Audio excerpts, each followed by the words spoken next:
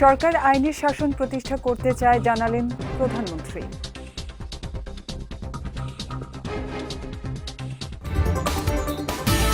শিশু ধর্ষণের বিরুদ্ধে গড়ে ওঠা জনমতের ভিত্তিতে কঠোর আইন প্রণয়ন সম্ভব জানালেন তথ্যমন্ত্রী।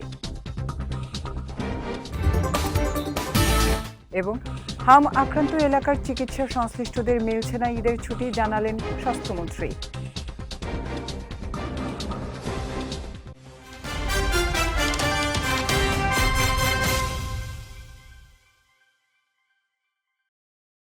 আসসালামু আলাইকুম। পুষ্টিচা নিবেদিত বিজয় রাতের সংবাদে আমন্ত্রণ জানাচ্ছি আমি উম্মে কুলসুম। শুনছিলেন শিরোনাম, এবারে বিস্তারিত। প্রধানমন্ত্রী তারেক রহমান বলেছেন, রামিসার ঘটনা অত্যন্ত দুঃখজনক। সরকার আইনের শাসন প্রতিষ্ঠা করতে চায়। আইনের দৃষ্টিতে কেউ অপরাধ করলে তাকে শাস্তি পেতে হবে।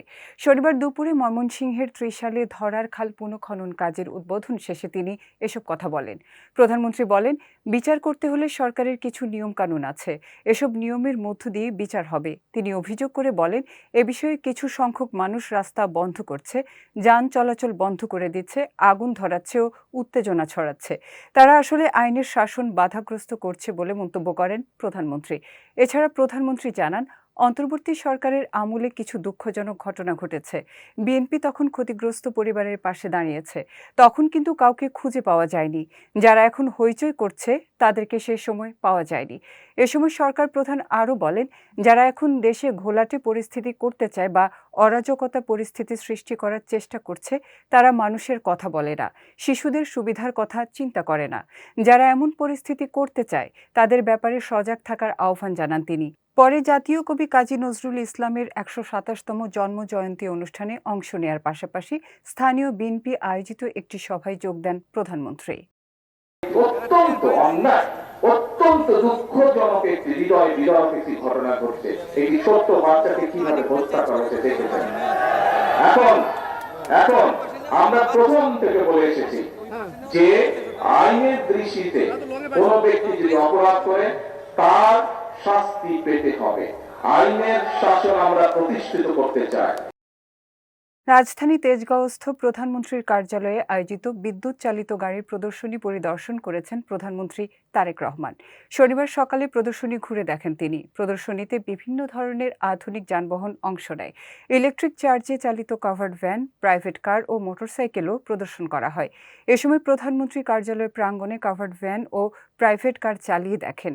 পাশাপাশি এ খাতের উদ্যোক্তাদের সঙ্গে মতবিনিময় করেন তিনি। প্রদর্শনীর শেষে প্রধানমন্ত্রী ময়মনসিংহের ত্রিশালের উদ্দেশ্যে রওনা দেন।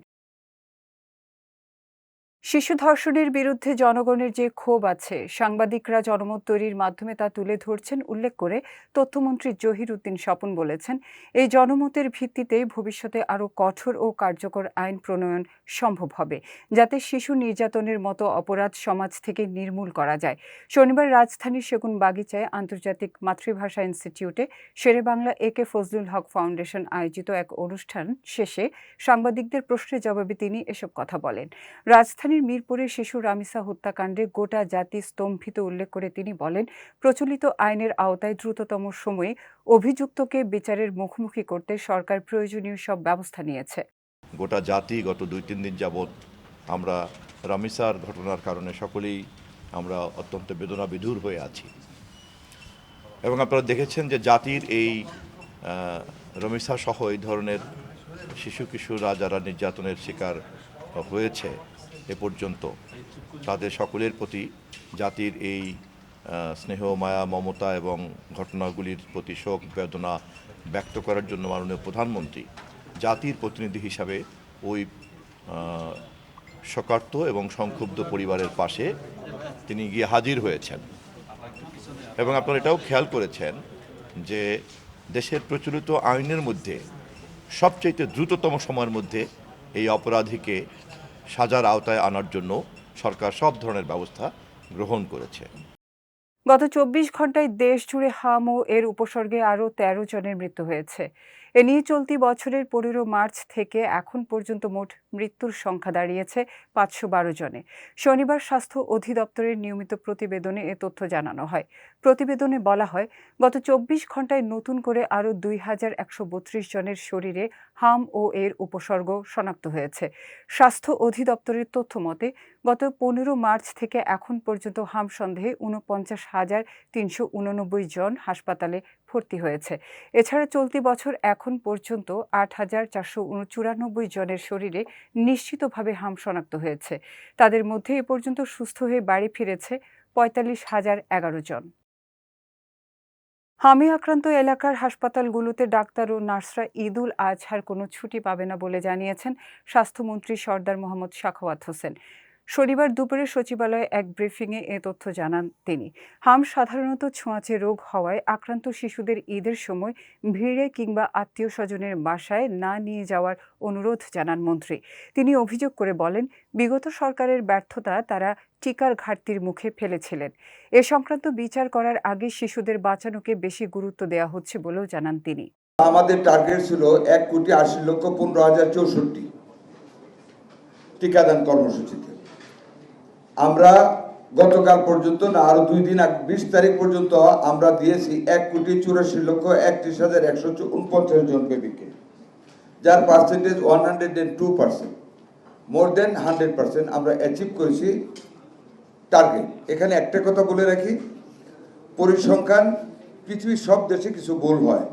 অনেক উন্নয়নশীল দেশেরও পরিসংখ্যান বলে এটা হাজার লোকের ইনভলভমেন্ট। এটা সেই হিসাবে আমরা, আপনারা দেখেছেন, শুনেছেন, জেনেছেন, আমরা 20 তারিখ থেকে আমরা সকল ডিস্ট্রিক্টে আমাদের কর্তৃপক্ষ যারা এটার সাথে জড়িত আমরা নির্দেশ দিয়েছি এবং গত পরশুদিন আমরা জুম মিটিং করেছি বৃহস্পতিবার দিন with all the civil surgeon, directors and superintendents of all the hospital, and I have conveyed them the message যে আমাদের ক্যাম্পেইনিং 20 তারিখ পর্যন্ত শেষ হয়েছে, but it will not be stop. Bharat না চাইলে সরকার পদ্মা ব্যারেজ নিয়ে আগ বাড়িয়ে আলোচনায় যাবে না বলে মন্তব্য করেছেন পানি সম্পদ মন্ত্রী শহীদ উদ্দিন চৌধুরী আনি। শনিবার সকালে জাতীয় প্রেস ক্লাবে নদী দিবস উপলক্ষে নোঙর আয়োজিত আলোচনা সভায় এ মন্তব্য করেন তিনি। মন্ত্রী বলেন, ভারত না চাইলে পদ্মা ব্যারেজ নিয়ে দেশটির সঙ্গে সরকার আগ বাড়িয়ে আলোচনায় যাবে না। জানান, বিএনপি সরকারের আমলে প্রধানমন্ত্রী তারেক রহমানের হাত দিয়ে তিস্তা মহাপরিকল্পনা বাস্তবায়িত হবে। এছাড়া শিশু রামিসা হত্যাকাণ্ড ইস্যুতে মন্ত্রী বলেন, লোমহর্ষক ঘটনার সর্বোচ্চ শাস্তি মৃত্যুদণ্ড। এ প্রক্রিয়াকে বাধাগ্রস্ত করার জন্য যে রাজনৈতিক দলগুলো কথা বলছে তারা কি সহায়তা করছে নাকি বাধা দিচ্ছে, এমন প্রশ্নও ছুড়ে দেন মন্ত্রী। যেখানে মাননীয় প্রধানমন্ত্রীর উপস্থিতিতে আইনমন্ত্রী, স্বরাষ্ট্রমন্ত্রী বলছেন যে আমরা এখানে এসেছি, সান্ত্বনা দিয়েছি, এখানেই শেষ না, গ্রেপ্তার হয়েছে আসামি, সার্চশিট হবে এবং খুব দ্রুততম সময়ের মধ্যে বিচার সম্পন্ন হবে। এবং যেই আইন, এই আইনের সর্বোচ্চ শাস্তি মৃত্যুদণ্ড। এটা তো একটা আইনি প্রক্রিয়া, কিন্তু সেই প্রক্রিয়াটাকে বাধাগ্রস্ত করার জন্য যে রাজনৈতিক দলগুলা আজকে কথা বলছেন, এখানেও আমাদেরকে চিন্তা করতে হবে তারা কি সহায়তা করছেন না বাধা দিচ্ছেন, তারা কি সরকারকে সহায়তা করছেন না বাধা দিচ্ছেন। এটা আমাদেরকে গভীরভাবে চিন্তা করতে হবে। যেদিন আমরা শপথ নিয়েছি তার আগের দিন থেকে আজকে যারা এই ধরনের পরিস্থিতি, গতকালকে সারাদিন আজকে পর্যন্ত কন্টিনিউ একটা মব বলেন, একটা প্রেসার বলেন, এবং তাদের বাসায় একটা পরিবেশ পরিস্থিতি ক্রিয়েট করা, এটা কি গভর্নমেন্টকে সহযোগিতা করা হলো? এবার পুষ্টি চিনি গুঁড়া চাল নিবেদিত জেলা সংবাদ।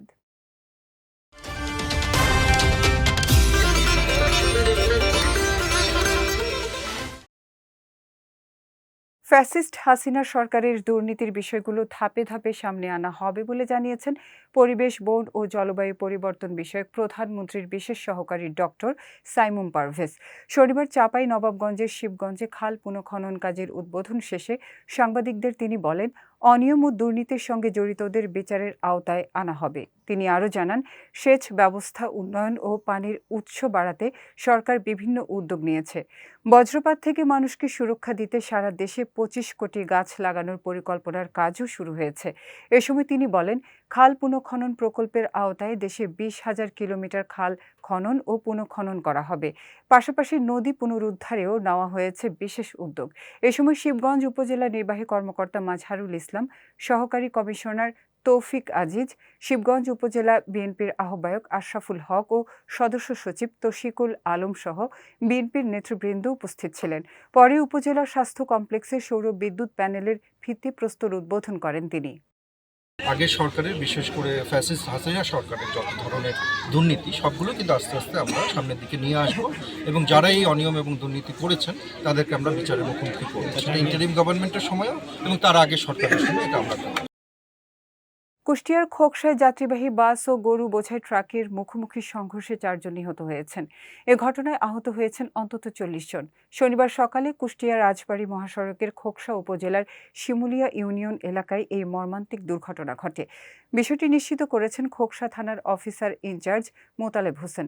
প্রত্যক্ষদর্শীরা জানায়, মহাসড়কের শিমুলিয়া ইউনিয়ন এলাকায় রাজবাড়ী জেলার দৌলতদিয়া ঘাট থেকে কুষ্টিয়ার উদ্দেশ্যে ছেড়ে আসা পদ্মা গড়াই পরিবহনের একটি যাত্রীবাহী বাসের সঙ্গে কুষ্টিয়া থেকে ছেড়ে যাওয়া ঢাকাগামী একটি গরু বোঝাই ট্রাকের মুখোমুখি সংঘর্ষ হয়। এতে বাসটি নিয়ন্ত্রণ হারিয়ে সড়কের পাশে গভীর খাদে উল্টে যায়। ভয়াবহ এই সংঘর্ষের পর বাসের ভেতরে থাকা 2 যাত্রী ঘটনাস্থলেই মারা যান এবং অন্তত 40 জন যাত্রী আহত হন। পরে স্থানীয় বাসিন্দা ও ফায়ার সার্ভিসের কর্মীরা আহতদের উদ্ধার করে কুষ্টিয়া জেনারেল হাসপাতালে পাঠানোর ব্যবস্থা করেন। হাসপাতালে নেওয়ার পথে আরও 2 জনের মৃত্যু হয়। খোকসা ফায়ার সার্ভিস ও সিভিল ডিফেন্সের স্টেশন অফিসার মোহাম্মদ আলতাফ হোসেন জানিয়েছেন, ঘটনাস্থল থেকে 2 জনের মরদেহ উদ্ধার করা হয়েছে। এ ঘটনায় হতাহতের সংখ্যা আরও বাড়ার আশঙ্কা করা হচ্ছে। দিনাজপুরের ঘোড়াঘাটে মুরগির খাদ্য বোঝাই ট্রাকের চাপায় 3 জন মোটরসাইকেল আরোহী নিহত হয়েছে। শনিবার সকালে উপজেলার রানীগঞ্জ বাজার এলাকায় এ দুর্ঘটনা ঘটে। বিষয়টি নিশ্চিত করেছেন ঘোড়াঘাট থানার ভারপ্রাপ্ত কর্মকর্তা শহীদুল ইসলাম। বলেন, ঢাকা থেকে মুরগির খাদ্য বোঝাই একটি ট্রাক নবাবগঞ্জে যাওয়ার পথে উপজেলার রানীগঞ্জ বাজারে বিপরীত দিক থেকে আসা একটি মোটরসাইকেলকে চাপা দেয় ট্রাকটি। এ সময় ঘটনাস্থলে 1 জন এবং হাসপাতালে পথে আরও 2 জনের মৃত্যু হয়।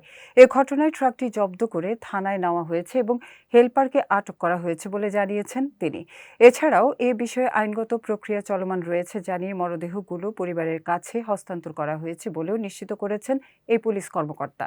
দিনাজপুরগামী পণ্যবাহী একটা ট্রাক আর একটা মোটরসাইকেল 3 জন আরোহী মুখোমুখি সংঘর্ষ হয়। এতে 3 জন যাত্রীর মধ্যে 1 জন যাত্রী ঘটনাস্থলেই মোটরসাইকেল যাত্রী ঘটনাস্থলেই মৃত্যুবরণ করে। আর পণ্যবাহী ট্রাকটি আটক করা হয়েছে এবং ড্রাইভার পলাতক আর হেলপারকে আটক করে নিয়ে আসা হয়েছে, আমাদের হেফাজতে আছেন। যাচ্ছি পুষ্টি ড্রিঙ্কিং ওয়াটার নিবেদিত খেলার সংবাদে।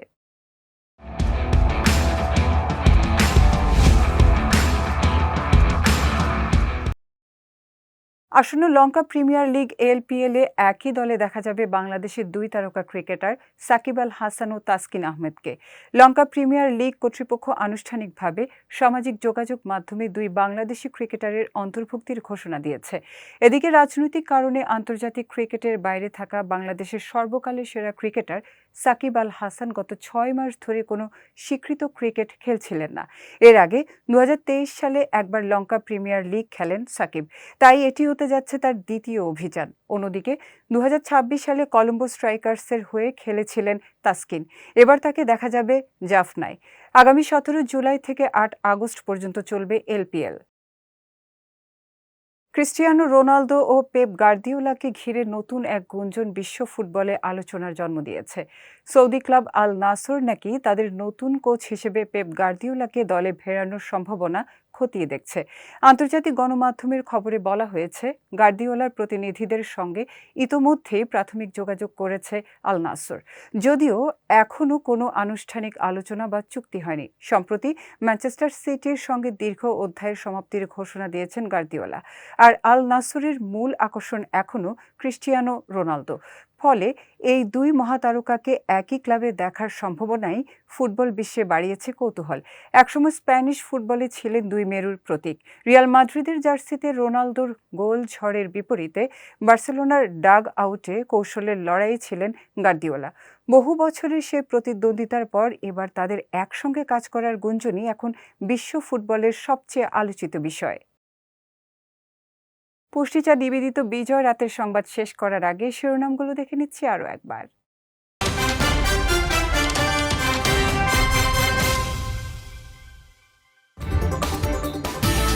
সরকার আইনের শাসন প্রতিষ্ঠা করতে চায় জানালেন প্রধানমন্ত্রী।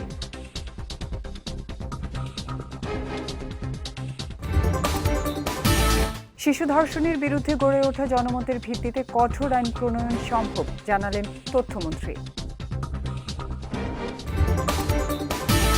এবং হাম আক্রান্ত এলাকার চিকিৎসা সংশ্লিষ্টদের মিলছে না ঈদের ছুটি জানালেন স্বাস্থ্যমন্ত্রী।